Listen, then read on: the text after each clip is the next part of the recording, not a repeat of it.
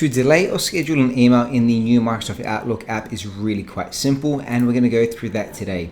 If you are wanting to learn how to do this in the older 365 desktop app, I'll link that video in the description down below.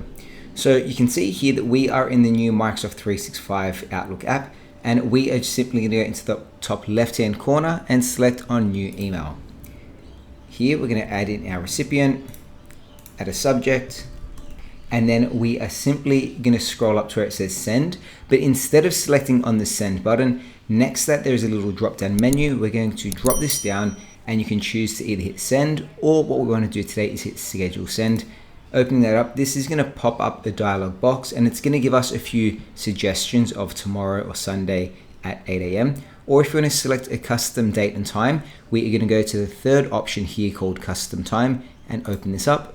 This is going to bring us to a calendar where we can simply select on the day we want to schedule the email to be sent.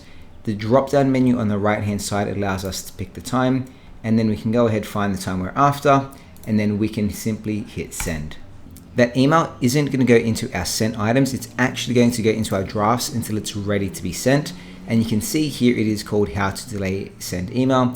I'm going to select on this email, and you'll see we get a red notification saying this message is scheduled to send on that specific date and time. If we wanted to send this email straight away, or if we wanted to edit it, in the right hand corner of that email, we have the schedule send options, which we're going to drop down. And we can either choose to send it right now if we wanted to send it straight away, or we could select on modify email. If we select on modify email, this is going to pop up and it's going to allow us to edit the email, where we can go ahead and simply hit send. We can drop it down and schedule that send again. Or if we wanted to not send it at all, in the top right hand corner of this email, we can simply select on discard. It's going to ask if you're sure if you want to discard this draft. You're going to go okay, and then that email is not going to be sent at all.